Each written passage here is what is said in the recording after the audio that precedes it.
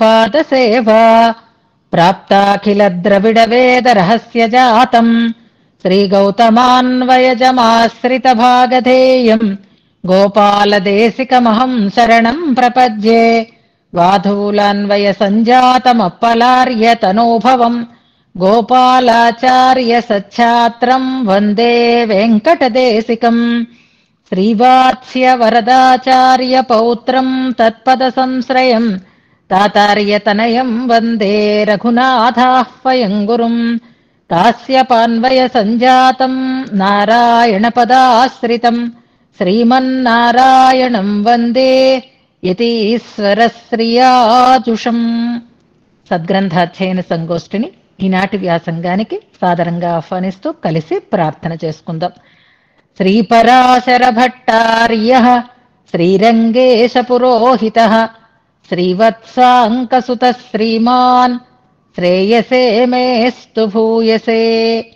సప్త ప్రాకార మధ్యే సరసిజముకుళోద్భాసమానే విమానే కావేరీ మధ్యదేశే మృదుతరఫణిరాట్భోగ పర్యంక భాగే నిద్రాముద్రాభిరామం కటినికట శిరః పార్శ్వవిన్యస్తహస్తం పద్మాధాత్రీకరాభ్యాం పరిచిత చరణం రంగరాజం భజేహం.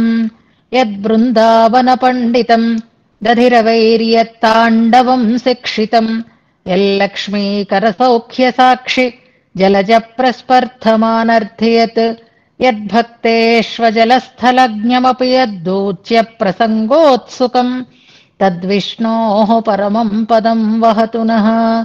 శ్రీరంగిణో మంగళం. శ్రీస్తనాభరణం తేజః శ్రీరంగే శయమాశ్రయే చింతామణిమివోద్వాంతం ఉత్సంగే అనంతభోగినః. ఈనాడు గోష్ఠికి స్వాగత వచనాలని తెలియజేస్తూ నిన్న మనం చెప్పుకున్నటువంటి విశేషమైనటువంటి అంశాలని యథాశక్తి మననం చేసి మన ముందు ఉంచినటువంటి అరుణ గారిని, అరుణ అనే ఐడిలో కనిపిస్తోంది, అరుణే అనుకుంటాను ఆమె పేరు, మనసారా అభినందిస్తున్నాను. ప్రయత్నం సిన్సియర్గా చేశారు, కానీ చెప్పడంలో తడబాటు వచ్చింది. అయితే ఇది మీ దోషం కాదు. నిన్నటి విషయం మనం రెగ్యులర్గా చెప్పుకుంటూ ఉండేటటువంటి అంశం కాదు. చాలా ఎంతో వైవిధ్యంతో కూడి ఉన్నటువంటి అంశం. ఆ విషయం గురించి మననానికి మీరు సిద్ధపడడమే మీ శ్రద్ధకి నిదర్శనం. దాన్ని వీలున్నంత వరకు చెప్పుకున్నటువంటి పేర్లను అన్నింటినీ కూడా కూర్చుకుంటూ చేసినటువంటి మీ ప్రయత్నం నిజంగానే అభినందనీయం. కానీ చెప్తూ ఉంటే తప్పకుండా కన్ఫ్యూజన్ వస్తుంది. విని రాసుకోవాలి అన్నా కన్ఫ్యూజింగ్ గానే ఉంటుంది. 2-3 సార్లు వింటే కొత్త విషయాలు మనకి బాగా పట్టుబడతాయి. అలాంటి ఒక తడబాటు ఉంది, కానీ ప్రయత్నంలో ఏ రకమైనటువంటి లోపము లేదు. అలా చక్కగా మంచిగా ప్రయత్నం చేసినటువంటి మీకు పరిపూర్ణమైనటువంటి మంగళాశాసనాలని అందిస్తున్నాను. భాస్కరాదిచ్చేత్ అన్నది ఆ వినడంలో లేదా ఆడియోలో మీకు సరిగ్గా తెలియలేదేమో. భాస్కర విద్యుత్తు ఇలా ఏవో చిన్న చిన్న పదాలలో కొన్ని తేడాలు కనిపిస్తున్నాయి. ఆరోగ్యం భాస్కరాదిచ్చేత్ అనేటటువంటి మాట అది పలకడంలో తేడా వచ్చింది. చిన్న చిన్న పొరపాట్లు ఉన్నా, అలాగే 12 మంది ఆదిత్యులు వాళ్ళ పేర్లు చెప్పేటప్పుడు కూడా 1-2 చోట్ల చిన్న తడబాటు పొరపాటు ఉన్నాయి. అయినా మీరు చేసినటువంటి ప్రయత్నం అభినందనీయం. ఇలాంటి ప్రయత్నాన్ని తప్పకుండా చెయ్యండి. చక్కగా విషయాన్ని మళ్ళీ వివరించగలిగేటటువంటి సామర్థ్యం వస్తుంది. సద్గ్రంథాధ్యయనం సఫలమవుతుంది. దానికి ఆచార్య అనుగ్రహం, భగవద్ అనుగ్రహం పరిపూర్ణంగా తోడు కావాలి అని ప్రార్థన చేస్తూ ఈనాటి మన పాఠ్యాంశాన్ని మనం శ్లోకానుసంధానంతో ప్రారంభం చేసుకుందాం. శ్రీపరాశర భట్టార్యః శ్రీరంగేశ పురోహితః శ్రీవత్సాంకసుతః శ్రీమాన్ శ్రేయసే మేస్తు భూయసే. 41వ శ్లోకం.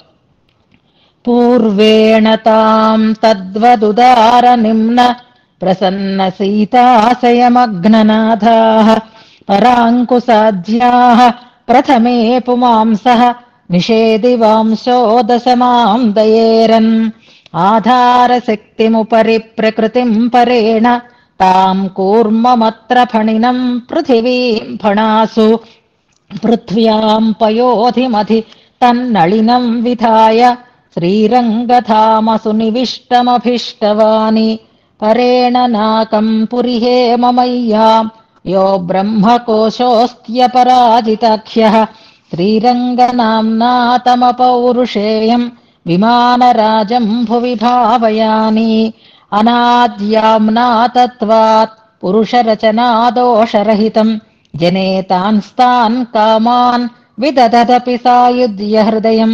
అసందేహాధ్యాసం భగవదుపలంభస్థలమమీ ప్రతీమహా శ్రీరంగం శృతిశత సమానర్థీ శరణం అపి ఫణిపతి భావాత్ శుభ్రమంతశ్యయాళోః వరకత సుకుమారైర్రంగభక్తుర్మయూఖైః సకల జలధిపానస్యామ జీమూత జైత్రం పులకయతి విమానం పావనం లోచనేన వ్యాపి రూపమపి గోష్పదయిత్వా భక్తవత్సలతయోజ్జితవేలం తద్విషంతప నృకేసరి రూపం గోపురోపరి విజృంభితమీడే అహమలమవలంబః సీదతామిత్యజస్రం నివసదుపరి భాగే గోపురం రంగధామ్నః క్వచన నృపరిపాటీవాసితం క్వాపి సింహక్రమసురభితమేకం జ్యోతిరగ్రే చకాస్తి సంశోధ్య పావన మనోహర దృష్టిపాతైః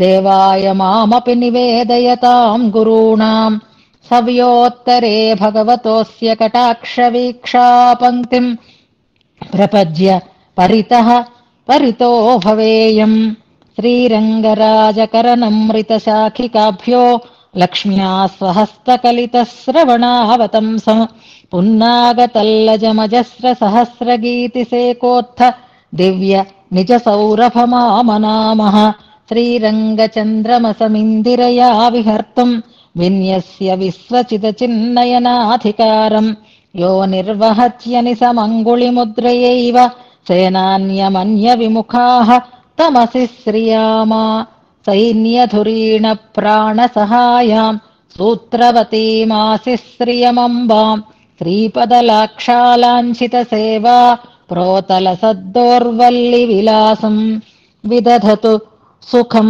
విశ్వక్సేనస్య తే ప్రథమే భటాః కరిముఖ జయత్సేనౌ కాలాహ్వసింహముఖౌ చనః జగతి భజతాం తత్తత్ ప్రత్యూహతూలదవానలా దిసి దిసి దివారాత్రం శ్రీరంగపాలన కర్మఠాః.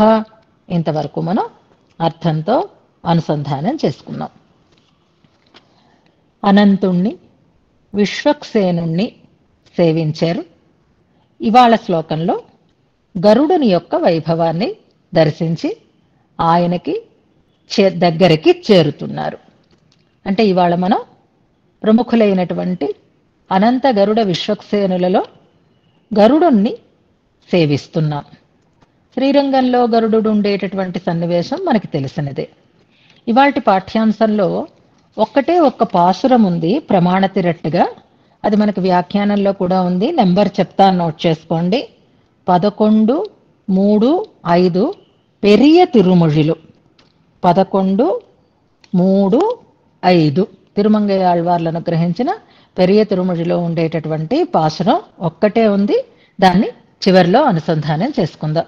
ఈలోగా మనం అర్థం చెప్పుకుంటున్నప్పుడు కొన్నింటిని కూర్చుకునే అవకాశం ఉంది. వెనుకటి శ్లోకంలో విశ్వక్సేనుల యొక్క పరివారం భటులని గురించినటువంటి ప్రస్తావన చేశారు. విశ్వక్సేనులు జగన్ నిర్వహణాన్ని అనిశం చేస్తూ ఉంటారు. అంటే 4 దిక్కుల వీరు కూడా పరిపాలకులై రక్షకులై నిలిచి ఉంటారు అంటూ 4 పేర్లు చెప్పారు. అందులో ఇంతకుముందు మనం గణనాయకులని 8 మంది పేర్లని చెప్పుకున్నాం. అలాగే ద్వారపాలకులవి 8 మంది పేర్లు చెప్పుకున్నాం. ఇవాళ మనకి ప్రమాణ తిరట్టు ఎక్కువ లేదు కాబట్టి ఆ 2 శ్లోకాలు చదివి ఆ పేర్లని కూడా లిస్ట్ అవుట్ చేయాలి. ఇది ఒక టాస్క్ అని అనుకోండి. మనం ప్రారంభంలో కాకుండా చివరిలో చేసుకుందాం. గణనాయకుల పేర్లు చెప్పబడినటువంటి గణనాయకులని చెప్పినటువంటి శ్లోకం చదువుతూ ఆ 8 పేర్లు చెప్పాలి. అలాగే ద్వారపాలకుల గురించి చెప్పినటువంటి శ్లోకాన్ని చదువుతూ ఆ 8 పేర్లు చెప్పాలి. ఇది ఇక్కడ రిలేటివ్గా ఎలా ఉంటుంది అంటే వెనుకటి శ్లోకంలో మరొక 4 పేర్లు మనం అనుసంధానం చేసుకున్నాం. విశ్వక్సేనుని యొక్క భటులు అని. ఈ పేర్లన్నీ కలుపుకుంటూ ఉంటే మనం మళ్ళీ దాని మీద ఒక ఎక్సర్సైజ్ చేయాలి. పేర్లు అంటూ ఉంటే ఇది ఎవరి భటులు ఎవరు అనే దాన్ని మనం మళ్ళీ గుర్తు పెట్టుకోవడానికి తగినటువంటి అవకాశం ఉంటుంది. అదొక టాస్క్ మనం చివరిలో చేసుకుందాం. ఇప్పుడు మనం గరుత్మంతుని యొక్క ఆశ్రయణాన్ని పొందుతూ గరుడుని దగ్గరికి చేరుతూ ఉండేటటువంటి శ్లోకాన్ని ముందుగా మనం అనుసంధానం చేసుకుందాం. ఈయనని వైనతేయుడు అని అంటారు. గరుత్మంతుని వైభవం మనం విన్నదే. వాహనాలన్నింటిలోకి గరుడ వాహన సేవ చాలా ప్రశస్తమైనదిగా చెప్పబడుతుంది. ఈయనకు ఉండేటటువంటి సంప్రదాయ నామం పెరియ తిరువడి అని చెప్తారు. మనకి స్వరూపంలో శంఖచక్రము తిరునామముతో పాటుగా పెరియ తిరువడి, సిరియ తిరువడి అని ఈ ఇద్దరిని కూడా చేరుస్తారు. అడి అంటే పాదం అని అర్థం, అడి అంటే దాసుడు అని అర్థం. అడియేన్ అని అంటాం కదా. దాస శబ్దానికి వాచకంగా మనం దాన్ని చెప్తూ ఉంటాం.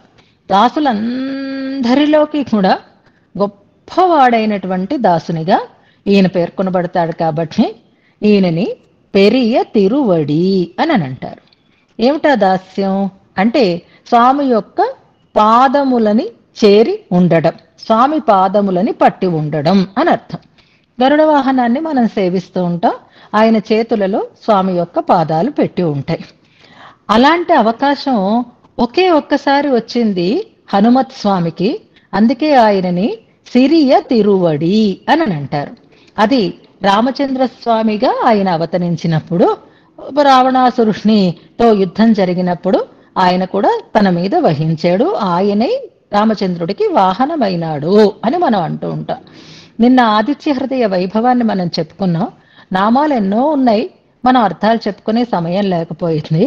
హరియస్వహ అని ఒక నామం ఉంది. హరియస్వహ సహస్రాంశు అంటూ నామాలు ఉన్నాయి.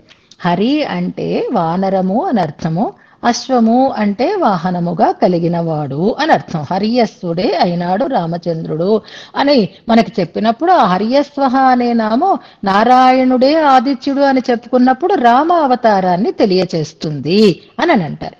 ఒక్కసారే హనుమంతుడికి దక్కింది, కానీ ఎప్పుడూ ఆ భాగ్యాన్ని కలిగి ఉన్నటువంటి వాడు గరుత్మంతుడు కనుక ఆయనని పెరియ తిరువడి అని అంటారు. ఆయనని సేవిస్తున్నారు, ఆయన చెంతకి చేరుతున్నారు. ఈనాటి శ్లోకంలో శ్లోకాన్ని అనుసంధానం చేసుకుందాం. శృతిమయం అతిహర్ష ప్రశ్రయ స్మేరవక్త్రం మణిముకురమివాగ్రే మంగళం రంగధామ్నః శరణమభిగతాస్మో యత్ర రూపస్వరూప స్వగుణ మహిమదర్శి మోదతే రంగసాయి. ఈ శ్లోకంలో 2 క్రియాపదాలు ఉన్నాయి, గమనించండి జాగ్రత్తగా. ప్రధానమైనటువంటి క్రియగా మోదతే అని 4వ పాదంలో ఉండేటటువంటి క్రియాపదాన్ని చూడండి. మోదతే అంటే ఆనందపడుతూ ఉంటాడు అని మనం అనుకోవాలి. సంతోషిస్తూ ఉంటాడు, ఎప్పుడూ ఆనందంగా ఉంటాడు. ఆనందంగా ఉన్నవాడు ఎవరు అని అంటే కర్త అక్కడ రంగసాయి అని, రంగనాథుడు అని, రంగసాయి మోదతే అనేది చెప్తున్నారు. కానీ ఇందులో ఆశ్రయణం గురించి చెప్పడం ప్రధానం కనుక, ఇప్పుడు గరుడుని దగ్గరికి చేరుతున్నారు కనుక, సేవిస్తున్నారు కనుక, ఇందులో మొత్తం ఈ గరుడ వైభవాన్నంతటినీ చెప్తూ ఆశ్రయిస్తున్నాము అని చెప్పేటటువంటి మాట 3వ పాదంలో ఉంది చూడండి. అభిగతాస్మః, అభిగతాః స్మః అని అనుకోవాలి అన్నమాట. అభిగతాస్మః అని ఒకటే క్రియాపదం కింద చేసుకుంటే, అభిగమనం అంటే ఎదురుగా వెళ్ళుట అని అర్థం, అంటే చేరుట అని చెప్పుకోవాలి.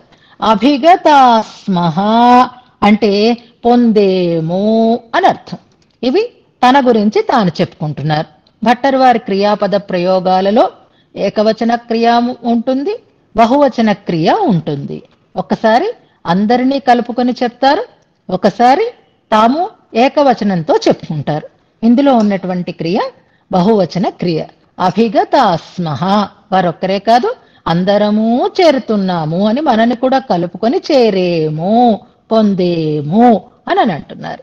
ఎవరిని పొందేరు, ఎందుకు రంగసాయి ఆనందిస్తున్నాడు అనేదాన్ని మిగిలిన శ్లోక పాదాలలో మనం అనుసంధానం చేసుకుందాం. గరుత్మంతుణ్ణి ఇక్కడ సేవకుడుగా చెప్పటం లేదు. గరుత్మంతుని వైభవాన్ని చెప్పే శ్లోకం మనకు ఆళ్వందార్లో శ్లోకం. మనం ఏ ఆలయానికి వెళ్ళినా ధ్వజస్తంభం దగ్గర అనుసంధానం చేసుకోవలసినటువంటి శ్లోకం ఒకటి మనకి బాగా తెలుసు. దాస సఖా వాహన మాసనం ధ్వజో అనేటటువంటి శ్లోకం. ఆ గరుత్మంతుడు ఎప్పుడూ ఆ స్వామికి ఎదురుగా ఉంటాడు అని చెప్తున్నాం. ధ్వజస్తంభం ఎప్పుడూ స్వామికి ఎదురుగానే ఉంటుంది. అంతేకాదు మనం నిత్య గ్రంథంలో చెప్పుకున్నప్పుడు కూడా అనంతుడు స్వామికి వెనుక వైపు, గరుడు స్వామికి ముందు వైపు, విశ్వక్సేనుడు ఈశాన్యంలోనూ ఉంటారు అని కూడా విశ్వక్సేనుల దగ్గర చెప్పుకున్నప్పుడు మనం చెప్పుకున్నాం. గరుడు ద్విభుజుడై ఉంటాడు, అంజలిబద్ధుడై ఉంటాడు అని కూడా మనం చెప్పుకున్నాం.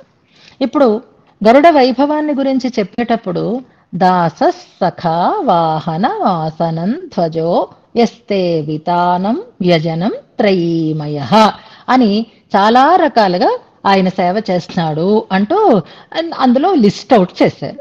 అనంతుణ్ణి గురించి చెప్పేటప్పుడు కూడా మనకి నివాస శయ్యాసన పాదుకాంసుక ఉపధాన అంటూ ఎన్నో రకాలైనటువంటి ఎలా కావాలంటే అలా తనను మార్చుకుని సేవ చేస్తాడు అని చెప్పారు. కానీ మనకి ప్రసిద్ధంగా అనంతుడు అంటే శయ్యగా అని భావిస్తాము, చూస్తాము, ఆ కైంకర్యాన్ని సేవిస్తాం. గరుడు అనంటే వాహనం అనేటటువంటి రీతిలో సేవిస్తాం.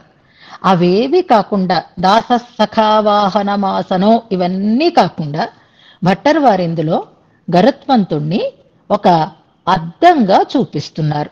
మణిముకురం అంటున్నారు, అంటే మణిమయమైనటువంటి అద్దం అని అంటున్నారు.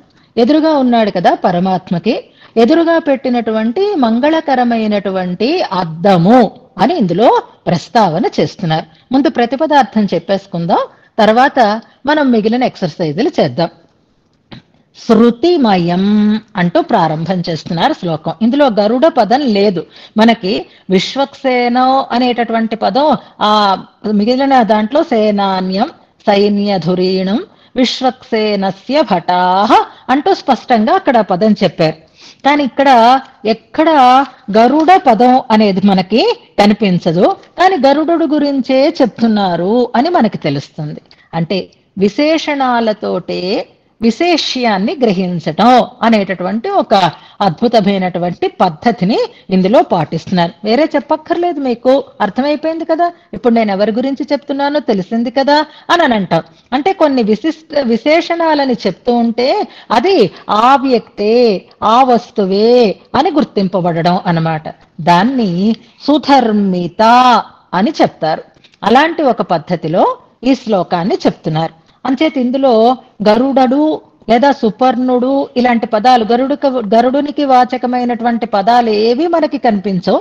కానీ గరుడుని వైభవాన్ని చెప్పేటటువంటి పదం మనకి ప్రయోగింపబడుతోంది.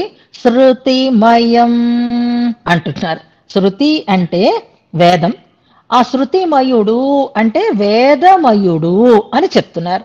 భగవంతుని యొక్క వైభవాన్ని ప్రతిపాదించేది వేదం, ఆ వేదమయుడే గరుడు. మనకి తెలుసు కాంతా చతుశ్లోకంలో వేదాత్మ విహగేశ్వర అని ఆళ్వందార్లు ప్రయోగించారు. అలాగే మనం ఇందాక చెప్పుకున్నటువంటి శ్లోకంలో కూడా మనం త్రయీమయ అంటారు ఆళ్వందార్లు కదా. ఉపస్థితం తేన పురో గరుత్మత త్వదంఘ్రి సమ్మర్ద కిణ అంక శోభిన అనేటప్పుడు దాస సఖా వాహనమాసనం ధ్వజో యస్తే వితానం వ్యజనం తర్వాత ఉన్న పదాన్ని గుర్తుపెట్టుకుందాం. త్రయీమయ, త్రయీ అంటే కూడా వేదం, శృతి అంటే కూడా వేదం. శృతిమయుడు అని ఇక్కడ భట్టరు వారి ప్రయోగం. ఎలా ఉన్నాడు ఆయన స్వామి ఎదురుగా అంటే అతి హర్ష ప్రశ్రయ స్మేర వక్త్రం అంటున్నారు.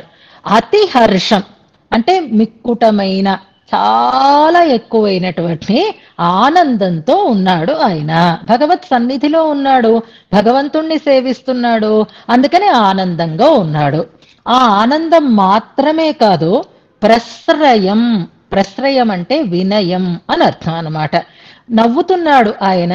ఆ నవ్వుకి కారణం ముఖం వికాసంగా ఉండటానికి కారణం హర్షము అవుతుంది, ప్రశ్రయము అవుతోంది, వినయం కూడా ఉంది.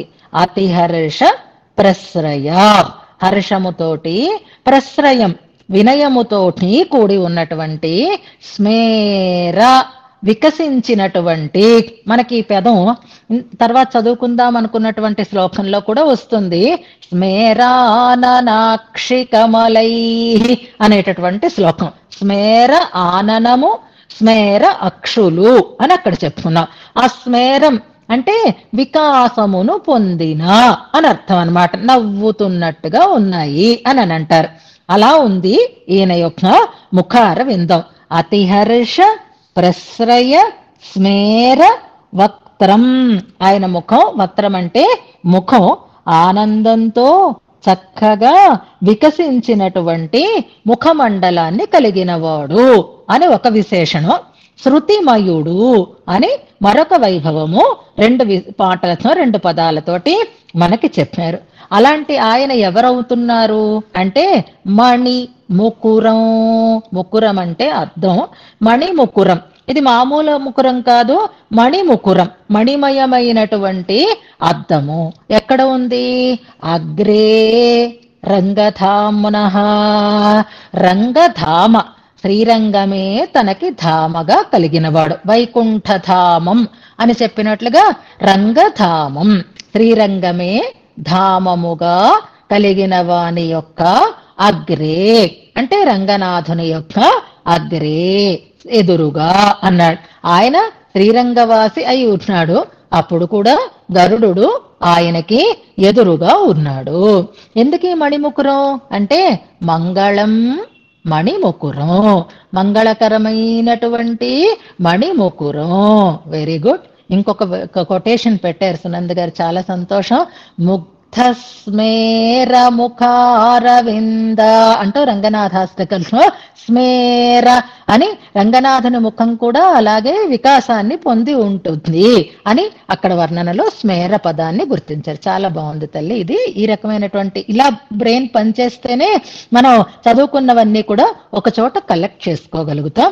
స్మేర పదానికి చెప్తున్నారు మంగళం మణిముకురం, మంగళకరమైనటువంటి మణిముకురం. ఈ మంగళం అనే పదం మణిముకురానికి విశేషంగా చేసుకోవాలి.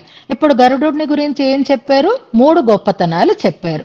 ఒకటి శృతిమయత్వం, 2 చక్కగా నవ్వు ఆనందంతో వినయంతో వికసించి ఉన్నటువంటి ముఖమండలాన్ని కలిగి ఉండడం, మంగళకరమైనటువంటి మణిముకురం అయినటువంటి ఆ స్వామిని శరణం అభిగతాస్మః, శరణుగా పొంది ఉన్నాము అని అక్కడతో కంప్లీట్ అయిపోయింది. కానీ ఆ మణిముకురం వల్ల స్వామికి కలుగుతూ ఉండేటటువంటి ఆనందాన్ని తర్వాత వివరణ చేస్తున్నారు. ఎదురుగా అద్దం ఉంటే అద్దంలో మనని మనం చూసుకుంటూ ఉంటాం. అలాగే స్వామికి ఎదురుగా ఉన్నాడు కాబట్టి ఆయన స్వామి యొక్క స్వరూప రూప గుణాలని ప్రకాశింప చేస్తున్నాడు. ఎదురుగా ఉన్నటువంటి దాంట్లో స్వామి ఈ గరుత్మంతుడిని ఎలా ఉపయోగించుకుంటున్నాడు ఈ మణిముకురాన్ని అంటే ఎత్ర, ఎక్కడైతే అంటే ఏ మణిముకురమునందు, మణిముకుర రూపి అయినటువంటి గరుత్మంతుని యందు రూప స్వరూప స్వగుణ అంటున్నారు. ఇందులో స్వ అనే పదం ఉంది చూసారా, అది మనం అన్నిటికీ అన్వయించుకుందాం అన్నమాట. స్వరూప రూప గుణ అని మనం చరణాగతి గద్యంలో వరుస అలా చదువుకున్నాం. కానీ ఇక్కడ రూప స్వరూప గుణ అని అంటున్నారు. ఈ క్రమం ఎందుకు మారింది అనేది మనం వివరణలో తెలుసుకుంటాం. రూపాన్ని చూసుకుంటున్నాడు, స్వరూపాన్ని చూసుకుంటున్నాడు, తన గుణాలని చూసుకుంటున్నాడు. ఎవరు అంటే రంగశాయి, రంగనాథుడు. ఎక్కడ? ఈ మణిముకురంలో, ఈ గరుత్మంతునిలోనే తన రూప స్వరూప గుణ మహిమ ధరిసి, మహిమ అన్నది ఇక్కడ వైభవం అని తెలుసుకోవాలి. స్వరూప రూప గుణ విభవ అనేటటువంటి క్రమంలో గుణ మహిమ ధరిసి, అలాంటి తన గొప్ప వైభవాన్ని ధరిసి చూసుకుంటూ మోదతే ఆనందిస్తున్నాడో అటువంటి శృతిమయుడైనటువంటి ఆయనని అభిగతాస్మః అంటున్నారు.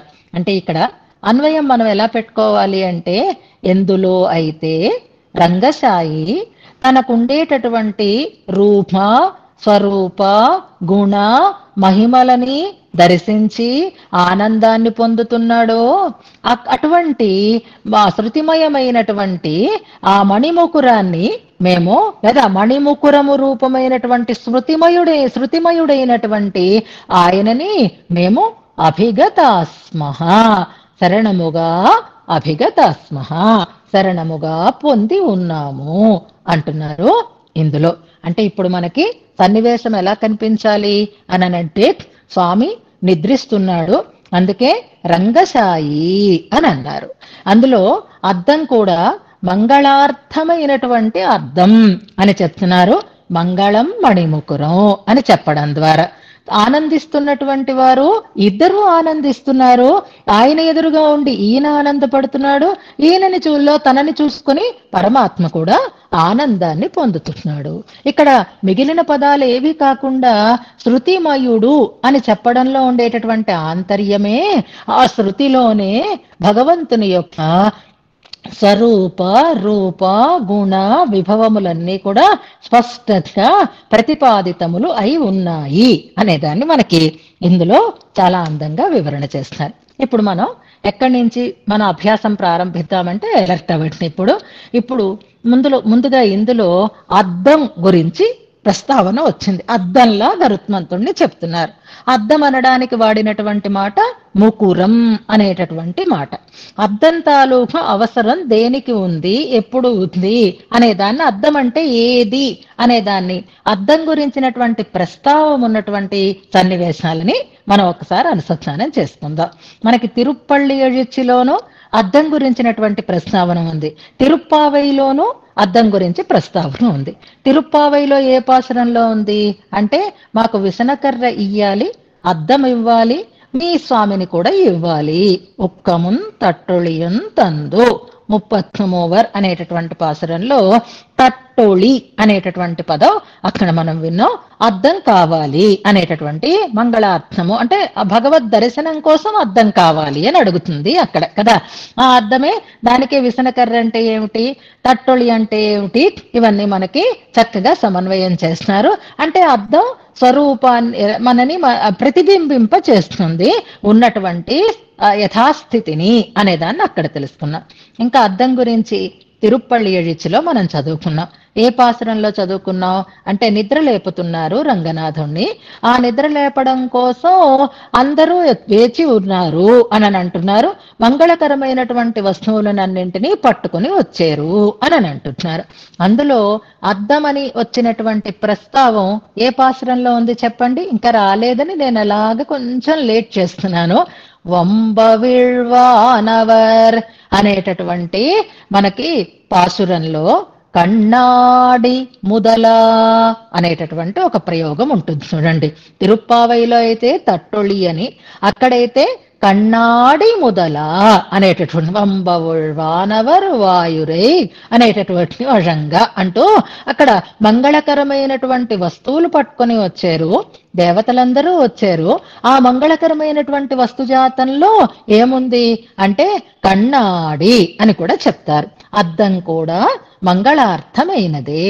నిద్ర లేచిన వెంటనే ఎదురుగా అద్దాన్ని చూపించటం అనేటటువంటి ఒక ప్రక్రియ ఇది.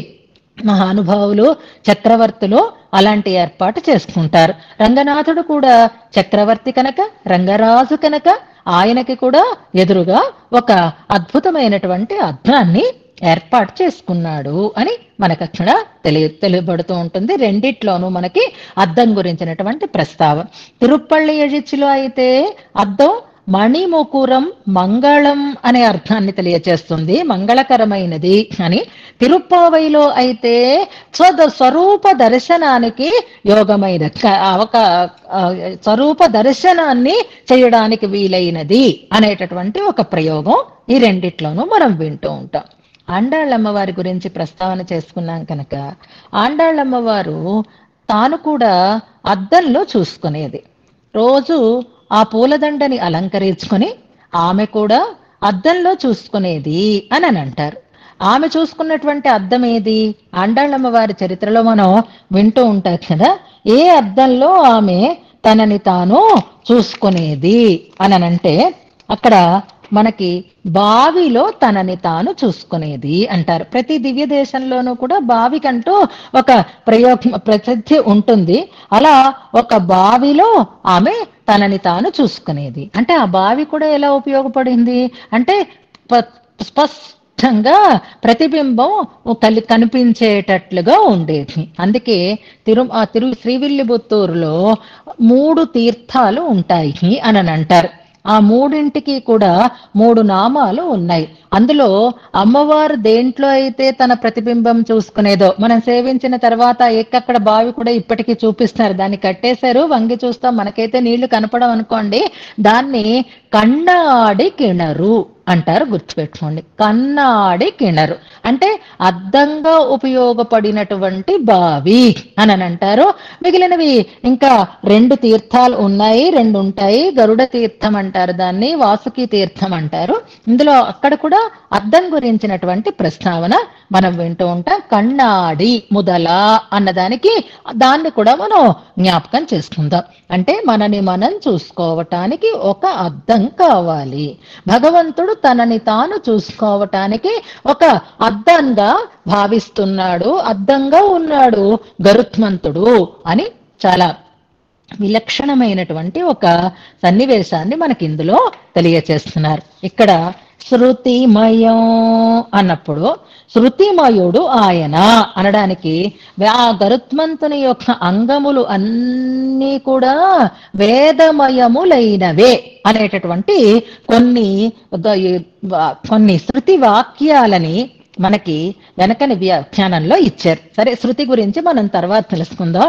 నిన్న సప్తాశ్వములు అని అనుకున్నప్పుడు 7 ఛందస్సులే వేదానికి 7 ఛందస్సులు, 7 రకాలైనటువంటి గుర్రములు అని చెప్పినప్పుడు చెప్పేటటువంటి ఛందస్సుల యొక్క ఆ ఆర్డర్ ఏదైతే ఉందో, అలాగే ఇక్కడ కూడా ఆ వేదములో ఉండేటటువంటి ఒక్కొక్క భాగమే గరుత్మంతుని యొక్క అంగములు అని మనకి అందులో చాలా అందమైనటువంటి వివరణని చేస్తున్నారు.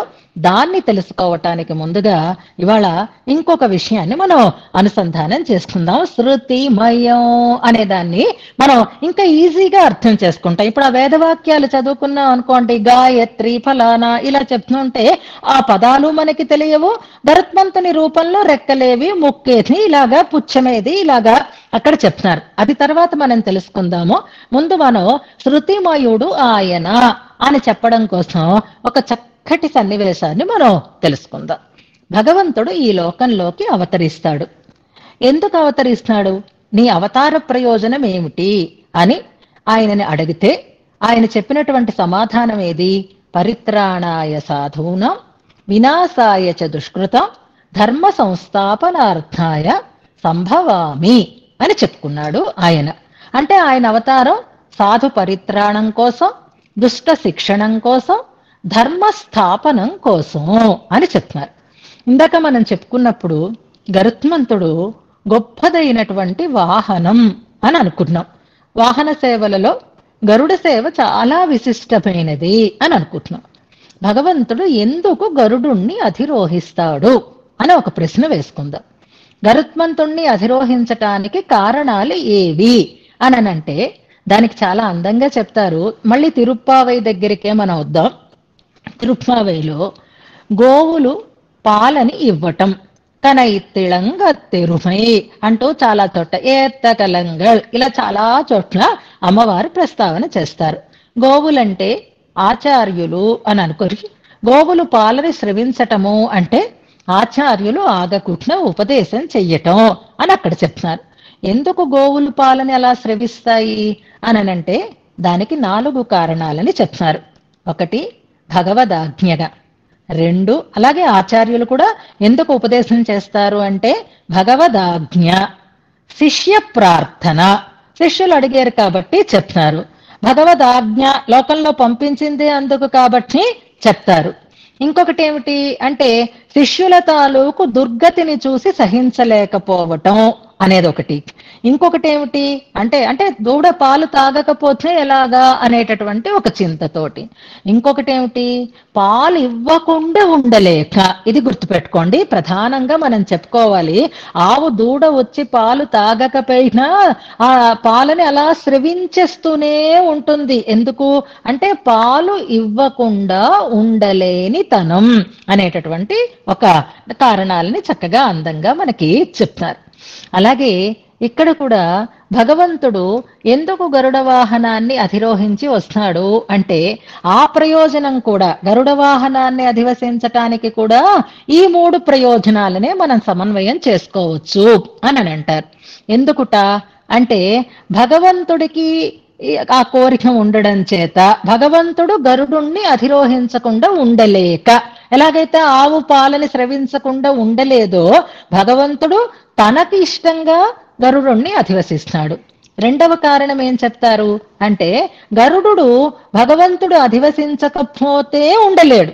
అందుకని శిష్య ప్రార్థన అని అన్నట్లుగా గరుడుని యొక్క ఇచ్చని నెరవేర్చడం కోసం, నీ కోసం వస్తాను పద, నీ కోసం చేస్తాను పద అని కొన్ని పనులు మనం ఇతరుల కోసం చేస్తున్నట్లుగా ఇష్టమైన వారి కోసం గరుడుడి ఆనందం కోసము గరుడుణ్ణి అధివసిస్తాడు, తన ఆనందం కోసము గరుడుణ్ణి అధివసిస్తాడు.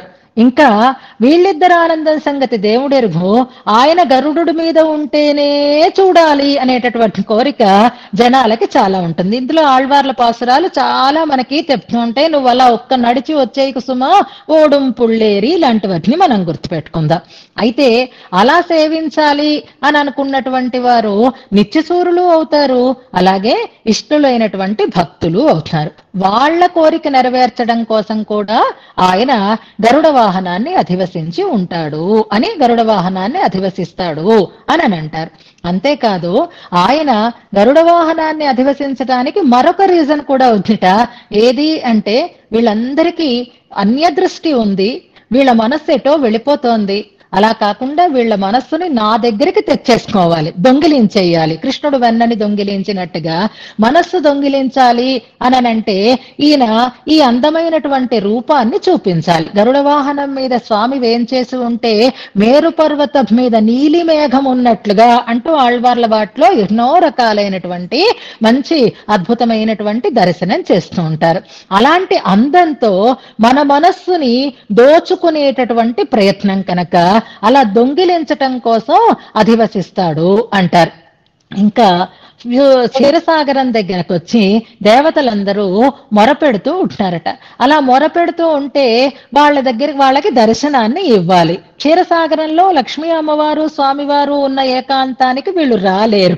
అందుకని వాళ్ళకి కనపడాలి అంటే సాగరం అంటే ఏం తక్కువ, చాలా విస్తృతంగా ఉంటుంది. ఒడ్డున నిలబడి వీళ్ళు గోల పెడుతూ ఉంటారు వ్యూహ రూపుడై ఉన్నప్పుడు అన్నమాట. అప్పుడు వాళ్ళందరికీ దర్శనం ఇవ్వడం కోసం ఆయన గరుడుణ్ణి అధివసించి పైకి కనపడతాడు అంటూ రకరకాలు ఆళ్వార్ల ప్రయోగాలు ఆచార్యుల వ్యాఖ్యానాలలో ఇలా మనకి తెలియచెప్తూ ఉంటారు. అంటే తన ఆనందం కోసం, భక్తుల ఆనందం కోసం, సేవ చేసే గరుడుడి ఆనందం కోసం అలా రకరకాలుగా చెప్తే ఇవన్నీ కూడా సాధు పరిత్రాణం, దుష్ట శిక్షణం, అని మనం చెప్పుకున్నామే. మరొకటి, ఇవన్నీ సాధు పరిత్రాణంలోకి వస్తాయి. దుష్ట శిక్షణం అంటే ఒక రాక్షసులని వధించటానికి ఆయన గరుడాధిరూఢుడయ్యే వెళతాడు అని మనం చెప్తూ ఉంటాం. బాణాసురుడు, ఇలాంటి నరకాసురుడు, వీళ్ళందరినీ సంహరించటానికి గరుడ వాహనాధిరూఢుడే ఆయన వెళతాడు అని మనం చెప్పుకుంటాం. ఇది రామావతారంలో ఎక్కువ మనకు కనపడకపోయినా కృష్ణావతారంలో అయితే మనకి ఇది స్పష్టంగా కనిపిస్తూ ఉంటుంది. ఇది దుష్ట శిక్షణం అని మనకి తెలిసింది. అంటే విభవావతారానికి ఉండే రెండు ప్రయోజనాలు దీంట్లో కూడా మనకి కనిపిస్తున్నాయి ఆళ్వార్ల యొక్క భావనలని బట్టి. మరి మూడవది ఏది అంటే ధర్మ సంస్థాపనం కోసం. అప్పుడైతే దుష్ట శిక్షణం చేసి మళ్ళీ ధర్మాన్ని స్థాపించాడు. ఇప్పుడైతే ఎలాగా అననంటే చూడండి, గరుడ వాహనం ఇలా రెండు చేతులు పట్టుకుని ఉంటే ఆయన మీద పరమాత్మ వేంచేసి ఉంటే అది ధర్మ సంస్థాపనాన్ని తెలియచేస్తుంది. శృతి మయుడు అని చెప్పడం దేనివల్ల అంటే వేదైశ్చ సర్వైః అహమేవ వేద్య ఆయన చెప్తున్నాడు. వేదముల చేత తెలియబడేటటువంటి వాడిని నేనే అని చెప్తున్నాడు. వేదం ఎవరు? గరుత్మంతుడు. తెలియబడుతున్నది ఎవరు? గరుత్మంతుడి మీద ఉండేటటువంటి పరమాత్మ. అంటే ఇప్పుడు ఏమైంది? ఆ ధర్మము వేదము చేత ప్రతిపాద్యమైనది. అలా ధర్మమును ప్రతిపాదిస్తుంది వేదం, ధర్మ స్థాపన చేయబడుతుంది వేదం అని చెప్పడం కోసం ఆయన అర్చామూర్తిగా ఉండి కూడా అర్చామూర్తిగా ఉండి వాహనాన్ని అధివసించటం అనేటటువంటి అద్భుతమైనటువంటి సన్నివేశం ధర్మ సంస్థాపనార్థాయ అనేదాన్ని మనకి తెలియచేస్తుంది అంటారు. లోకంలో ఈ కలియుగంలో లేదా ఈ లీలా విభూతిలో భగవత్ తత్వాన్ని స్థాపించేది, దర్శింపచేసేది, దగ్గరికి చేసేది ఏది అంటే వేదమే. అలా వేదమే గరుత్మంతుడు కనుక, వేద ప్రతిపాద్యుడైనటువంటి తత్వమే భగవానుడు కనుక, ధర్మాన్ని స్థాపిస్తున్నది వేదం కనుక, వేదం ద్వారా ఆ ధర్మము ప్రతిపాదితమవుతోంది కనుక భగవంతుణ్ణి మనకి దగ్గరికి తీసుకుని వచ్చేటటువంటి వాడు గరుత్మంతుడు కనుక. వాహనం అంటే వహ ప్రాపణే అంటారు, అంటే దగ్గరికి తీసుకుని వచ్చేది అని అర్థం అన్నమాట. అలా భగవంతుణ్ణి మన దగ్గరికి తీసుకుని వచ్చేటటువంటి వాడు గరుత్మంతుడు. అలాగే భగవంతుణ్ణి మన దగ్గరికి చేర్చేది ఉపనిషత్ అని మనం అనుకున్నాం కదా, శృతి. అంచేత ధర్మ సంస్థాపనార్థాయ అనేటటువంటి అవతార ప్రయోజనమే ఇక్కడ కూడా గరుత్మంతుణ్ణి వాహనంగా చేసుకోవడంలో ఉండేటటువంటి ప్రయోజనం. అంటే అవతార ప్రయోజనాలుగా చెప్పబడినటువంటి మూడు గరుడ వాహనాన్ని అధిరోహించటంలో కూడా మనకి స్పష్టమవుతూ ఉంటాయి.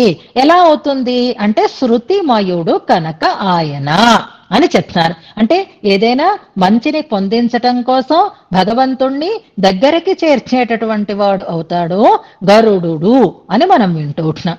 అన్ని చోట్ల గరుడుణ్ణి భగవంతునికి ముందు మనం చూస్తాం, ధ్వజస్తంభాన్ని భగవంతునికి ఎదురుగా మనం చూస్తాం. కానీ ఒక చోట మాత్రం భగవంతుడితో సమానంగా ఉన్నటువంటి స్థితిని మనం చూస్తాం. రామావతారంలో అయితే మూడు మూర్తులు ఉంటాయి. ఆంజనేయుడు కాళ్ళ దగ్గర కూర్చొని ఉంటాడు, లేదా కొంచెం దూరంగా మనం ఆ విగ్రహాన్ని సమానంగా కాకుండా కొంచెం సైడ్కి పెట్టి ఉంటాము. సీతా లక్ష్మణ హనుమత్ సమేతుడై ఉండేటటువంటి రామచంద్ర స్వామిని మనం సేవిస్తే లక్ష్మణుడు రాముని పక్కనే ఉంటాడు. ఒక పక్క సీతమ్మ, ఒక పక్క లక్ష్మణ స్వామి. లక్ష్మణస్వామి అంటే ఎవరు?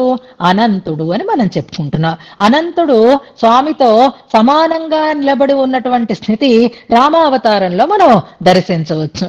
కానీ గరుడు కూడా స్వామితో సమానంగా నిలబడి ఉన్నటువంటి స్థితిని మనం శ్రీవిల్లిపుత్తూరులో సేవిస్తాం. గుర్తుపెట్టుకోండి, ఆండాళ్ళమ్మవారు ఒక పక్క, గరుత్మంతుడు ఒక పక్క ఉండేటటువంటి అద్భుతమైనటువంటి రాజమన్నారిని మనం అక్కడ సేవిస్తాం. చూసారా? ఎందుకలాగా అననంటే అలా ముగ్గురు ఉండేటటువంటి తత్వాన్ని మనం వారణమాయిరని చెప్పుకున్నప్పుడు చెప్పుకున్నట్టు నాకు గుర్తు, శ్రీవిల్లిపుత్తూరే ప్రణవానికి నిదర్శనంగా ఉంది అని అనుకున్నాము. ఎందుకంటే అక్కడ అమ్మవారు ఉన్నారు ఉకారార్థంగా, స్వామివారు అమ్మవారు ఉన్నారు అకారార్థంగా, మకారార్థంగా పెరియాళ్వార్లు కూడా ఉన్నారు. అది ఓంకారమే అని మనం అక్కడ చెప్పుకున్నట్టు గుర్తు. అలాగే ఇప్పుడు వీళ్ళ ముగ్గురు అక్కడ ఉండడంలో ఉండేటటువంటి అర్థం కూడా ఓంకారాన్ని మనకి ప్రతిపాదింప చేస్తోంది అని, అక్కడ మకారంగా మనకి గరుత్మంతుడు కనిపిస్తాడు అని ప్రణవ నిదర్శనంగా ముగ్గురు అక్కడ మనకి కనిపిస్తారు అంటారు. ఈ ప్రస్తావన దేనికి అంటే అక్కడ రాస్తారు మని, అంటే దీన్ని ఇంకా ఎలా అర్థం చేసుకోవాలో తెలియదు. అమ్మతో వివాహం చేసుకోవటానికి ఆలస్యం కాకుండా సమయానికి తనని తీసుకొని వచ్చాడు గరుత్మంతుడు అని సంతోషించి, గోదమ్మని పరిణయం ఆడినటువంటి సంతోషంతో ఆ స్థితికి, ఆ శుభానికి కారకుడైనటువంటి వాడు గరుత్మంతుడు కనుక భగవంతుడు అక్కడ ఆయనకి తనతో పాటుగా సమాన స్థానాన్ని ఇచ్చాడు అని అంటారు. కానీ ఒకసారి మ్యూట్ లో పెట్టుకోండమ్మా, ఎవరో అన్మ్యూట్ అయింది. అయితే అమ్మవారు శ్రీవిల్లిపుత్తూరు నుంచి శ్రీరంగం చేరింది. మరి గరుత్మంతుడు శ్రీవిల్లిపుత్తూరుకి తీసుకొని రావడం అనేది మనకి కనిపించదు. వారణమాయిరంలో కూడా వారణమాయిరం అని ఆయన వారణాన్ని గజాన్ని అధిరోహించి వచ్చాడు అని అక్కడ కళలో కూడా కంటుంది. అయితే బహుశా కళ్యాణ మండపానికి తీసుకొని రావడమో ఏదో మనం అర్థం చేసుకోవాలి. అక్కడ స్థల పురాణంలో అలా రాస్తారు. అలా ఉండడానికి కారణం గరుత్మంతుడి పట్ల కలిగినటువంటి లేదా అమ్మతో వివాహం జరిగిందనేటటువంటి సంతోషంతో గరుత్మంతుడికి ఇచ్చినటువంటి ఒక విలక్షణమైనటువంటి స్థానం అని అంటారు. దాన్ని ఓంకార స్వరూప ప్రతిపాదకంగా మనం భావన చెయ్యొచ్చు అంటారు. అంతేకాదు తత్వత్రయం అని కూడా మనకు చెప్తున్నారు. తత్వత్రయం అంటే చిత్తు, అచిత్తు, ఈశ్వరుడు. ఈశ్వరుడు మధ్యలో ఉండేటటువంటి పరమాత్మ అయితే, చిత్తత్వాన్ని ప్రతిపాదకంగా ఉన్నది అమ్మవారు అయితే, అచిత్తత్వానికి ప్రతిపాదకంగా ఉన్నది గరుడు అని కూడా మనకి సమన్వయం చేసి చెప్తూ ఉంటారు. శ్రీవిల్లిపుత్తూరులో ఉండేటటువంటి ఆ సన్నివేశాన్ని తత్వత్రయంగాను భావిస్తారు, ప్రణవంగాను భావిస్తారు. ఆ రకంగా ఒక విలక్షణమైనటువంటి సన్నివేశం కనిపిస్తుంది. అయితే ఇదెందుకు చెప్పుకుంటున్నాము అంటే, వాహనం వహ ప్రాపణే అంటే ఆశ్రితుల దగ్గరికి తొందరగా చేర్చేటటువంటి సమర్థత కలిగినటువంటి వాడు కనుక గరుడుకి వాహనంగా ఒక విశిష్టమైనటువంటి స్థానం ఉంది అని చెప్తారు. ఇదొక అద్భుతమైనటువంటి సన్నివేశం. ఇది కాకుండా శృతిమయం అని అనుకున్నాం. వేదాత్మకుడే గరుత్మంతుడు అని చెప్పడంలో ఇంకొక విలక్షణాన్ని కూడా, ఒక అంశాన్ని కూడా మనం తెలుసుకుందాం. ఇంకా చాలా ఉన్నాయి, కానీ ఇది తప్పకుండా తెలుసుకోవలసినటువంటి అంశం కాబట్టి ప్రస్తావన చేస్తున్నాను. ఇలా భగవంతుడి అంశతో కానీ, భగవంతుని ఆయుధాంశతో కానీ, భగవంతుని పరివారం యొక్క అంశతో కానీ మహానుభావులు ఈ లోకంలోకి వస్తారు అని మనం వింటూ ఉంటాం. అలాగే ఆళ్వార్లందరూ కూడా ఒక్కొక్క అంశతో ఈ లోకంలోకి వచ్చారు. పరతత్వ నిర్ణయం పెరియాళ్వార్లు చెయ్యగలిగారు అంటే దేనికి కారణం? వారు విష్ణు రథాంశులు అయి ఉన్నారు కాబట్టి. విష్ణు రథం అంటే ఏది? గరుత్మంతుడే కాబట్టి మనకి ఆళ్వార్లలో గరుడాంశ సంభూతులుగా చెప్పబడేటటువంటి వారు విష్ణు చిత్తులు పెరియాళ్వార్లు అని మనం తెలుసుకుంటున్నాం. అలాగే ఆచార్యులలో మనం సేవిస్తే ఇంతవరకు మనం మిగిలిన వాటిని అన్నింటినీ పక్కన పెట్టి అనంత, గరుడ, విశ్వక్సేన ఈ ముగ్గురులోనే ఉన్నాం కాబట్టి, అనంతుడి దగ్గర నుంచి విశ్వక్సేనుణ్ణి తెలుసుకుని తర్వాత గరుడుని దగ్గరికి వస్తున్నాం కాబట్టి జాగ్రత్తగా వినండి. ఈ ముగ్గురులో ఆచార్యులలో ఎవరిని ఈ 3 స్థానాలలో మనం భావించవచ్చు అనంటే, మనకి అనంతుడి దగ్గర సందేహమే లేదు. భగవద్ రామానుజులే అనంతులు, శేషాంశ సంభూతులు అని మనం అక్కడ నిశ్చయం మనకు వచ్చేస్తుంది. ఇక విశ్వక్సేన స్థానం ఎవరిది అనంటే యమునైతురైవన్ అంటారు. యామునులని విశ్వక్సేనులుగా భావన చేస్తారు. విశ్వక్సేన అనంత, గరుడ, విశ్వక్సేనులు అనంటే భగవద్ రామానుజులు, యామునాచార్యుల వారు విశ్వక్సేనులు అన్నట్లుగా భావన చేస్తున్నారు. ఆ స్థానంలో వారికి ఒక గురు పరంపరలో గురు పరంపరా ప్రభావత్ను దీని గురించి చెప్తారనమాట. ఇక మనకి గరుడు దగ్గరికి వచ్చాం మనం. ఇప్పుడు గరుడుని కదా మనం చేరుతున్నాము అని అనుకుంటాం. ఎవరు గరుడు? ఎవరిని, ఏ ఆచార్యులని గరుడ స్థానీయులుగా మనం భావన చేసుకోవాలి అని అంటే, ఎంబార్లకి తమ తండ్రి గారు గురువు గారే, భట్టర్లకి తమ తండ్రి గారు ఆచార్యులే, తండ్రి గారు కాకుండా కూడా ఆచార్యులుగా రామానుజుల చేత నియమింపబడినటువంటి వారు ఎంబార్ అని మనం విన్నాం కదా. రామానుజ పదఛాయ, అందుకే ఆ వారికి కూడా గురువందనాన్ని చేశారు అని మనం విన్నాం. మొన్న కూడా మనం ఎంబార్ల గురించి చెప్పుకున్నాం. తిరుమలసై ఆళ్వార్లు ఎంబార్లు అనేటటువంటి ఒక సన్నివేశాన్ని చెప్పుకున్నాం. ఆ ఎంబార్లని గరుత్మంతుని యొక్క అవతారంగా చెప్తారు. ఇక్కడ ఒక పెద్ద రహస్యం ఉంది, జాగ్రత్తగా వినండి. ఇది సాధారణంగా ప్రసిద్ధిలో ఉండదు, కానీ ఎంబార్ల యొక్క వైభవాన్ని గురించి చెప్పినప్పుడు దీని ప్రస్తావన, పౌరాణికమైనటువంటి ఈ ప్రస్తావన మనకి కనిపిస్తుంది అని అంటారు. గరుడు అంటే గరుత్మంతుడే ఎంబార్లుగా అవతరించారు. నిజానికి ఎంబార్లు కాదు, గోవింద భట్టర్ కదా వారు పుట్టినది. వారు పినతల్లి కుమారులు అని కదా చెప్తున్నారు. అందులో వారి జీవితంలో కొన్నాళ్ల పాటు ఇతర సిద్ధాంతానికి లోబడి దాన్నే నమ్మి ఉండడం అంటే ఒక రకమైనటువంటి అజ్ఞానానికి వారు లోనైనారు అని కదా మనం వింటున్నాము. ఇంత గొప్ప జ్ఞాని, శృతిమయుడు అయినటువంటి గరుత్మంతుడికి అజ్ఞానం కలిగి ఇంకో సిద్ధాంతంలోకి వెళ్ళిపోవడం అనేది ఎలా సమన్వయం చేసుకోవాలి, అసలు ఎందుకు ఎంబార్లని అలా భావించాలి అనంటే, ఆయన అవతార స్థలము మధుర మంగళం అని అంటారు కదా. అది మనకి ఎక్కడుంది? కాంచీపురం దగ్గర ఉంది, మనకి తెలుసు కదా.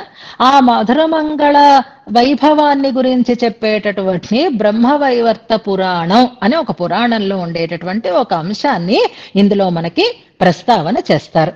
టూకీగా చెప్పుకుందాము. భగవంతుడు అనేకమైనటువంటి రూపాలని ధరించి తనని వ్యతిరేకించిన వాళ్ళని అంతం చేస్తూ ఉంటాడు. బాణాసుర సంహారం అయిన తరువాత అసుర పక్షపాతి అయినటువంటి ఈశ్వరుడు పరమాత్మ నారాయణుడి మీదకి ఆయన మళ్ళీ ఒక దాడి చేశాడు. ఇది మనం అతిమానుష స్తవం చదువుకున్నప్పుడు చదువుకున్నాం. అందులో ఉండేటటువంటి 12వ శ్లోకంలో ఈ అంశాన్ని మనం చెప్పుకున్నాం. శంభు శలభాయిత, శరభ శంభు శలభాయిత అని అన్నారు. నృసింహ రూపాన్ని ధరించి, ఉగ్రమైనటువంటి రూపాన్ని ధరించి, విచిత్రమైనటువంటి రూపంలో వచ్చినటువంటి శంభుడు శరభుడైనాడు అంటారు. శరభం అంటే పులి జాతికి చెందినటువంటి ఒక జంతువు, 6 కాళ్ళు కలిగినది అని అక్కడ అన్ని విస్తారంగా చెప్పుకున్న ఆ వ్యాఖ్యానంలో మళ్ళీ మీరు చూసుకోండి.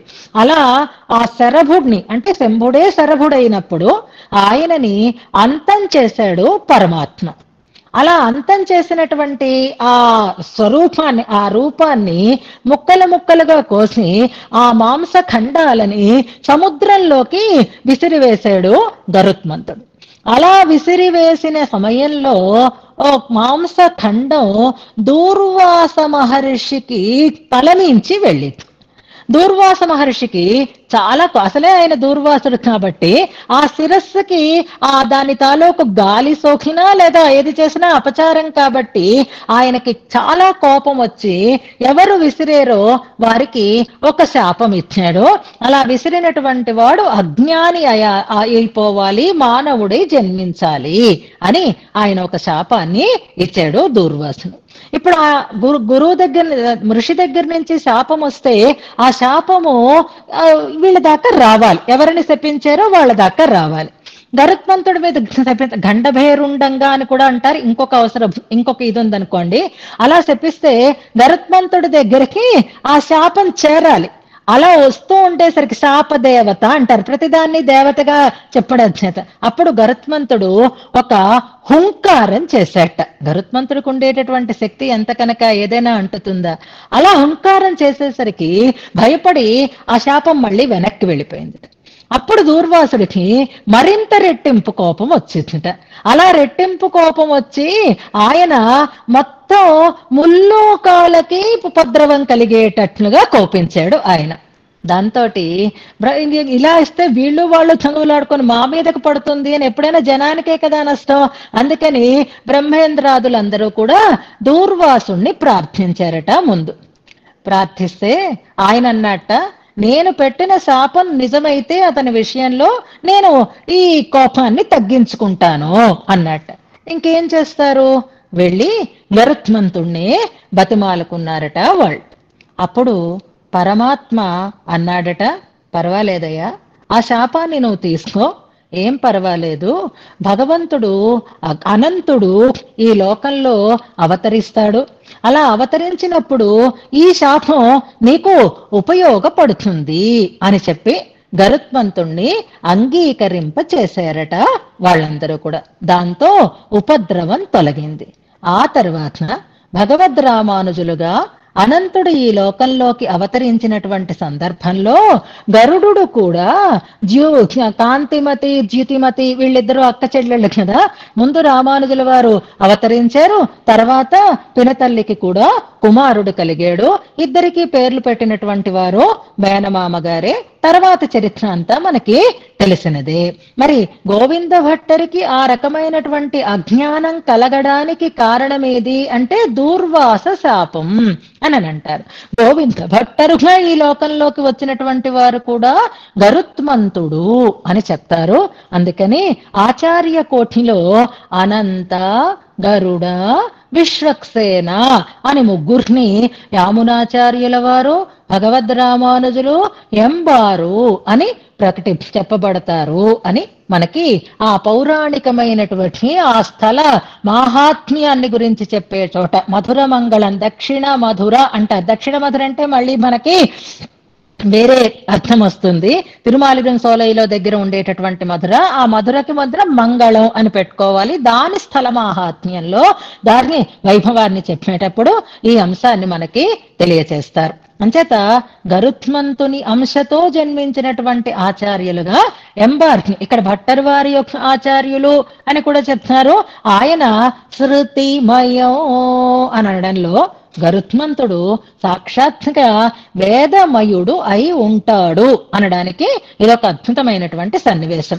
అందుకే ఆయన అవతార స్థలమైనటువంటి ఆ మధుర మంగళంలో ఉండేటటువంటి పుష్కరిణికి గరుడ పుష్కరిణి అని పేరు. ఇంకా చాలా వివరాలు ఉన్నాయి, తర్వాత మనం దాని గురించి అనుసంధానం చేసుకుందాం.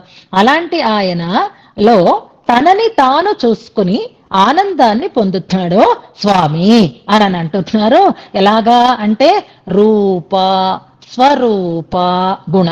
మామూలు అర్థం కాదు, వేదం కదా అర్థంగా ఉంది. ఇక్కడ వేదస్వరూపుడు కదా గరుత్మంతుడు అని చెప్తారు.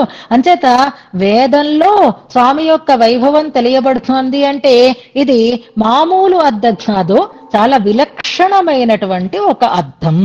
ఆ అర్థంలో కేవలం కనిపిస్తూ ఉండేటట్టు రూపం అంటే చూసుకోవడానికి వీలుగా ఉంటుంది. స్వామికి తన స్వరూపం ఇష్టమా, తన రూపం ఇష్టమా అంటే తన స్వరూపం కంటే రూపమే ఇష్టం అని మనకి యామునాచార్యుల వారు చాలా స్పష్టంగా చెప్పారు. ఎందులో అంటే చూడండి, మూర్తం బ్రహ్మ తతోపి యత్ ప్రియతరం రూపం యదత్యద్భుతం. చతుశ్లోకంలో ఉండేటటువంటి 4వ శ్లోకం. ఇది కూడా చివరిలో మీరు అనుసంధానం చేస్తారు గారిని. అంచేత స్వరూపం కంటే రూపం అంటే పరమాత్మకి చాలా ప్రీతి అనేదాన్ని అక్కడ స్పష్టం చేశారు. అంతేకాదు అద్దంలో మొదట రూపమే కనిపిస్తుంది, సులభంగా కనిపిస్తుంది, స్పష్టంగా కనిపిస్తుంది. రూపం ఒక్కటే కనిపిస్తుందా? ఇప్పుడు మనని మనం అద్దంలో చూసుకుంటున్నాం. చూసుకుంటూ ఉంటే మన కనుముక్కు తీరు, మన శరీరం, మన రంగు, మన అందం ఇవన్నీ ముందు కనిపిస్తాయి. మనమే చూసుకుంటున్నాం అనుకోండి, ఎవరికైనా అందరిలో చూసుకుంటే ఆనందమే కలుగుతుంది. ఆ ఆనందంగా చూసుకుంటున్నప్పుడు రూపంతో పాటుగా నీ స్వరూపాన్ని కూడా నువ్వు తెలుసుకుంటావు, నీ గుణాలు కూడా మీకు కనిపిస్తాయి. సామాన్యమైన అర్థం అయితే రూపం ఒక్కటే కనిపిస్తుంది, కానీ ఇది దివ్యమైనటువంటి వేద రూపమైనటువంటి అర్థం, మంగళకరమైనటువంటి అర్థం కాబట్టి ఇందులో స్వామి రూపము, ఆ రూపంతో పాటుగా నిరూపమైనటువంటి స్వరూపం. అంటే దానికి రూపం లేదు, స్వరూపం అంటే రూపం ఒక ద్రవ్యం కాదు కదా. గుణాలు కనిపిస్తాయి అంటే గుణాలు కూడా ద్రవ్యాలు కాదు కదా. మంచితనం అంటే ఎలా, ఏమిటి మంచితనం అంటే ఒక వస్తు రూపంగా కనపడేవి కాదు కదా. కానీ అవి కూడా ఇందులో దర్శనమిస్తాయి అంటున్నారు. అనంటే ఇది దివ్యమైనటువంటి అద్దము అని మనకి చెప్తున్నారు. అలా చూసుకొని ఆనందాన్ని పొందుతూ ఉంటాడు స్వామి. అంటే ఆయనకి ఆ ఎదురుగా ఉండేటటువంటి గరుత్మంతుడిలో తానే కనిపిస్తున్నాడు అన్నమాట.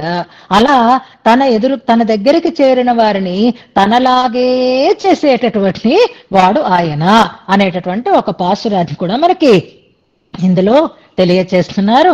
అంటే గరుత్మంతుణ్ణి చూసి తనని చూసుకుంటాడు పరమాత్మ. తన స్వరూపము ఆయనలో స్పష్టంగా కనపడుతూ ఉంటుంది అనే దాన్ని చెప్తూ గరుత్మంతుణ్ణి ఇక్కడ ఒక మంగళకరమైనటువంటి మణిముకురంగా భావించి అలాంటి ఆ గరుత్మంతుణ్ణి అభిగతాస్మః అంటున్నారు. అభిగతాః ఎలా పొందేము అంటే శరణుగా పొందుతున్నాము. వేదాన్ని మనం ఆశ్రయిస్తేనే మనం ఉన్నవాళ్ళం అవుతాము అనేటటువంటి ఒక అర్థం కూడా చెప్తారు. వేదం లేదు అన్నవారు నాస్తికులు, వేదాన్ని నమ్మినటువంటి వారు ఆస్తికులు.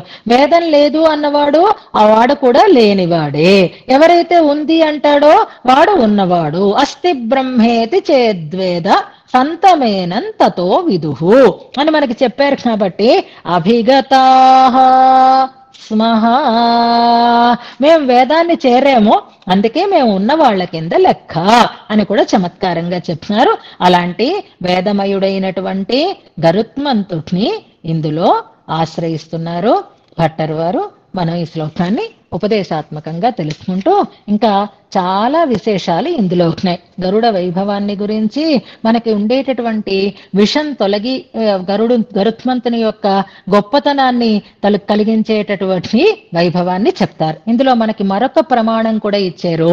అది వేదాంత దేశికులు రచించినటువంటి గరుడ పంచాశత్ అనేటటువంటి ఒక స్తోత్రంలో ఉండే ఒక శ్లోకాన్ని మనకి ప్రమాణంగా ఇచ్చారు. అందులో కూడా గరుత్మంతుణ్ణి మణిముకురంగానే చెప్తాను. ఆ శ్లోకం కూడా చాలా చమత్కారంగా ఉంటుంది. రేపు ప్రారంభంలో చెప్తాను. శ్లోకం ఉంది నా దగ్గర, గరుడ పంచాశత్ కూడా నా దగ్గర ఉంది, కానీ రేపు చెప్పుకుందాం. ఇంకా చాలా చాలా అద్భుతంగా ఉంటుంది ఆ శ్లోకం. దానికి ముందు గరుత్మంతుని వైభవాన్ని తెలియచేసేటటువంటి వేదాంత దేశకుల యొక్క గ్రంథాలు 2 ఉన్నాయి. ఒకటి గరుడ దండకం, మరొకటి గరుడ పంచాశత్ అనేది. వేదాంత దేశకుల యొక్క ఒక అద్భుతమైనటువంటి రచనని మనం పరిపూర్ణంగా అర్థంతో అనుసంధానం చేసుకున్నాం. ఏది ఆ స్తోత్రం గుర్తుందా మనకి? శ్రీకృష్ణ వైభవాన్ని గురించి చెప్పేటటువంటి స్తోత్రం గోపాల వింశతి. గుడ్. అప్పుడు ఆయన తిరువయేంద్రపురంలో చిన్నప్పుడే అక్కడికి వెళ్ళారు అని, అక్కడ తమ గురువు గారు ఉపదేశించినటువంటి గరుడ మంత్ర ఉపాసన చేశారు అని, అప్పుడు గరుత్మంతుడు ప్రత్యక్షమై వారికి హయగ్రీవ మంత్రాన్ని ఉపదేశించారు అని, హయగ్రీవోపాసన చేసి వారు సిద్ధిని పొందేరు అని మనం అక్కడ చెప్పుకున్నాం కదా. అలాగే ఆ సందర్భంలోనే గరుత్మంతుడు ఆయనని అనుగ్రహించి హయగ్రీవ మంత్రాన్ని ప్రసాదించినటువంటి సందర్భంలో గరుత్మంతుడే ఆయనని ఆదేశించాడు స్వప్నంలో కనబడి నా గురించి ఒక స్తవాన్ని రచించమని. అప్పుడు వారు గరుడ పంచాశత్ అనేటటువంటి ఒక అద్భుతమైనటువంటి స్తోత్రాన్ని అందించారు అని ఆ స్తోత్ర రచనకి కారణాన్ని మనకక్కడ వివరణ చేస్తారు. ఇక ఇంకో సన్నివేశం గరుడ దండకం అంటారు. ఈ గరుడ దండకాన్ని రచించటానికి కారణం ఏమిటిట అంటే, భగవద్ రామానుజుల మీద ఎలాగైతే విషప్రయోగం చెయ్యాలి అని ప్రయత్నం చేశారో, అలాగే మంచి పని ఎవరు చేస్తున్నా అది సాగేటట్లుగా చెయ్యరు. ఆ వ్యక్తులను ఎలాగో ఒకలాగా అంతం చెయ్యాలని చూస్తున్నారు. అలాగే వేదాంత దేశకుల మీద కిట్టని వారు కూడా ఆయనని అంతం చెయ్యాలి అని ప్రయత్నం చేశారట. అందుకోసం కాస్త అంటే ఈ రకమైనటువంటి అణకువ వినయం లేకుండా కొంచెం అహంకారిగా ఉండేటటువంటి ఒక పాముల వాడిని పట్టుకున్నారట వాళ్ళు, ఆ వ్యతిరేకులు. ఆ పాముల వాడితో చెప్పి వాడి ద్వారా వేదాంత దేశకుల మీదకి సర్పాలని ప్రయోగించమని చెప్పారట. పాముల వాడు కాబట్టి వాడు ఎన్నింటినైనా పట్టుకుంటాడో, అలా పాములని వేదాంత దేశకుల మీదకి విడిచిపెట్టినటువంటి ఓ సన్నివేశం వచ్చిందట. అయితే వేదాంత దేశికులు దాన్ని రెండు రకాలుగా చెప్తున్నారు దీన్ని. వేదాంత దేశికులు అప్పుడు గరుడుణ్ణి గురించినటువంటి ఒక దండకాన్ని, గరుడుణ్ణి తలుచుకుని ఓ దండకం చెప్తే ఆ పాముల ప్రభావం వీరి మీద పడలేదు, అవి నశించిపోయేయి అని అంటారు. అది గరుడ దండకాన్ని అలా రాశారు అని చెప్తారు. పాములవాడు ఎన్ని రకాలైనటువంటి విషం కలిగినటువంటి పాములని ప్రయోగిస్తున్నా సరే వారి దగ్గరికి చేరడం లేదుట. అవి వేదాంత దేశకుల యొక్క వైభవం అలాంటిది అన్నమాట. అప్పుడు ఆయన చాలా గొప్ప విషం కలిగినటువంటి ఒక పాముని ప్రయోగించాడట ఆయన మీదకి. కానీ ఇది మాత్రం వేదాంత దేశకుల దగ్గరికి చేరుతోందిట.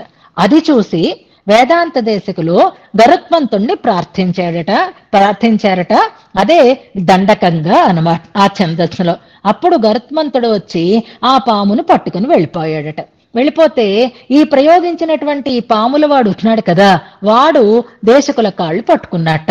అయ్యో, నా దగ్గర ఉన్నవన్నీ ప్రయోగించేశాను, అన్నీ నాశనం అయిపోయాయి, ఆఖరికి ఇదొక్కటి ఉంటే చాలు నా బ్రతుకు తెరువు ఉంటుంది, కానీ అది కూడా ఇప్పుడు పట్టుకెళ్ళిపోయాడు గరుత్మంతుడు, నాకు బ్రతుకు తెరువు పోయింది, నేను చేసిన తప్పుకి క్షమించండి, నా అంతట నేను విరోధంతో చెయ్యలేదు, ఎవరో ప్రేరేపించారు, నేను ఈ పనిని చేశాను, అంచేత నాకు మళ్ళీ బ్రతుకు తెరువు కోసం నా పాము నాకు ఇప్పించండి అంటే మళ్ళీ గరుత్మంతుడిని ప్రార్థిస్తే అది తెచ్చి ఇచ్చేడు అని కూడా ఒక వైనం మనకి వ్యాఖ్యానాలలో కనిపిస్తుంది అని అంటారు.